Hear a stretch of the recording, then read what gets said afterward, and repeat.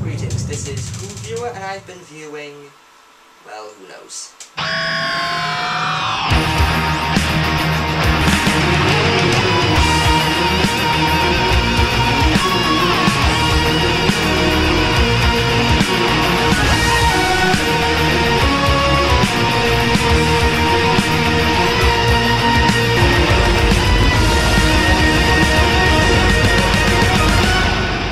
In this show I will be doing the usual things like top 10 lists and reviews and whatnot.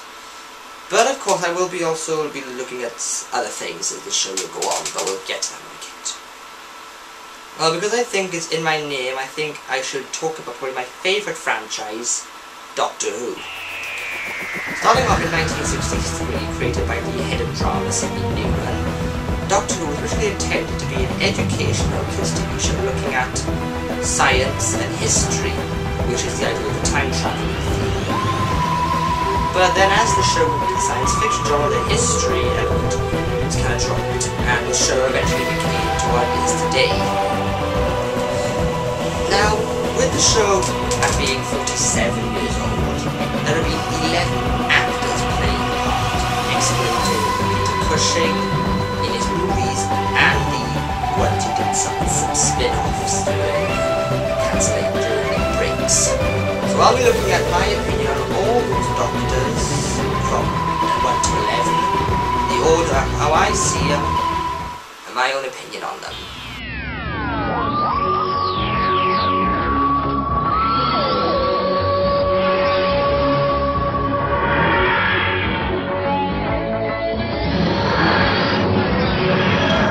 Number 11, the 9th Doctor, Christopher Eccleston. The show was brought back in 2005. Producer Russell T Davies cast Eccleston's Doctor as a kind of man who was guilty and uneasy about him. He was kind of really dangerous to himself. He was attempting to...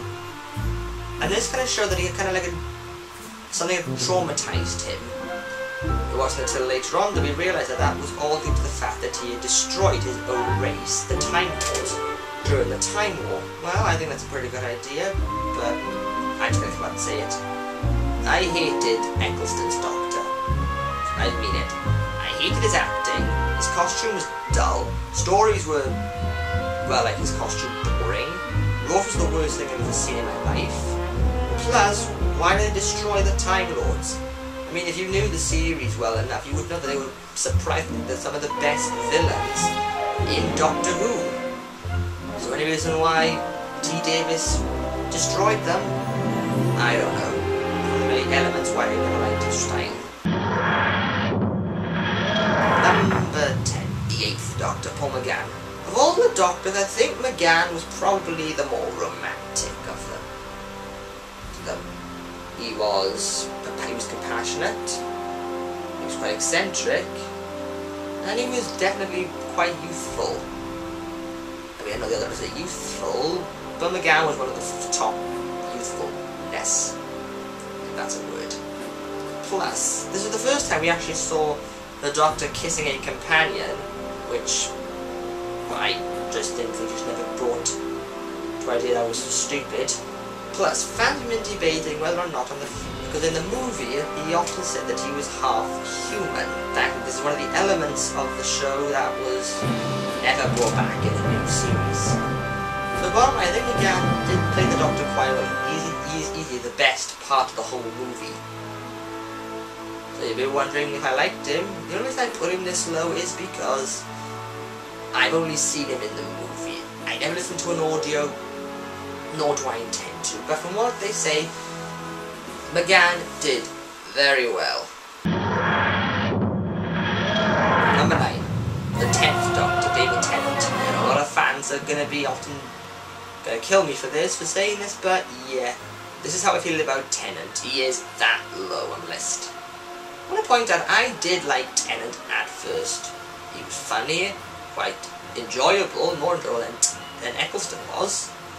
But as the show went on, I just lost it with him. I just thought he was too goofy and too wimpy. What? If you don't believe me, let's have a look at this. Look, he cried when Rose died. I didn't cry, I threw a party. Cried when the Master died. I didn't cry, I was just angry with him for killing him off. Also, he cried nearing and on his own regeneration. I don't want to go. That is just stupid. A lot of you often say, oh well, he was scared that he was going to regenerate. But then I was thinking, well, why the hell is he scared? He's done it 9 times already. So why should he be scared about this? Well, he's just losing a stupid gimpy look for a new look. So yeah, Tennant, not enjoyable at any point. What? Number 8. First Doctor, William Hartnell. If it hadn't been for Bill, I wouldn't be sitting here doing this list, or anybody else would be talking about it. Also, I think a lot of new fans would often not enjoy Hartnell's performance as the Doctor, and they have, I don't know why, but looking at them, they may have good reasons to. He was abrasive, patronising. He had quite a streak of ruthlessness in him, in that he would often attempt to nearly maim or even kill in order to gain his goals. He was also quite distrusting of humans, particularly his first companions, Ian and Barbara, who he felt sort of pushed upon him, and even at one point even accused him of sabotaging the TARDIS, which is why he wouldn't do it properly. But as the series went on, he did mellow, and he did enjoy human company as no companions can. Trust me, he had moments. William Hartnell often described his Doctor as being a wizard of someone. Like the Wizard of Oz. You don't know much about him, you don't know where he's come from, but as in time will tell and eventually move on, you get to find out more about him. Plus, he's the only Doctor who actually been seen smoking a pipe. Smoking, yeah, not kidding. William Hartnell actually smoked a tobacco pipe on set during the show. I'm not sure which episode, which story it was, but I'm pretty sure it could have been The Chase. I'm not sure about that. If someone knows, tell me. Also, I often feel sorry for him because he had to leave due to the fact that due to illness, he was having trouble remembering his lines. But he also left due to the fact that he felt that the show was not geared towards the children anymore, which is what he had felt because he was a grandfather figure, the sort of person the kids would look up to. But he was able to return to reprise his role as the first Doctor for the 10th anniversary story, The Three Doctors.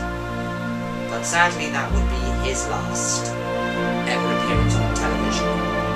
He died 2 years later. One day I shall come back. Yes, I shall come back. Until then, there must be no regrets, no tears, no anxieties. Just go forward in all your beliefs and prove to me that I am not mistaken in mine.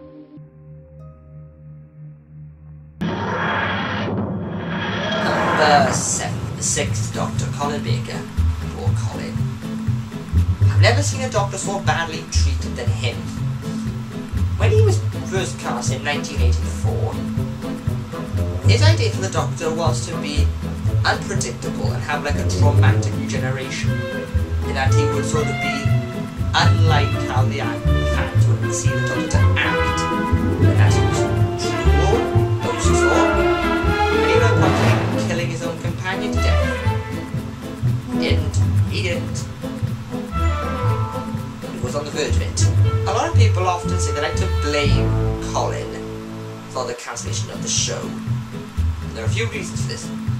One, of course, was the costume. The multicoloured attire that he wore reflected of his own personality. And now, while the clothes were colourful, he was not.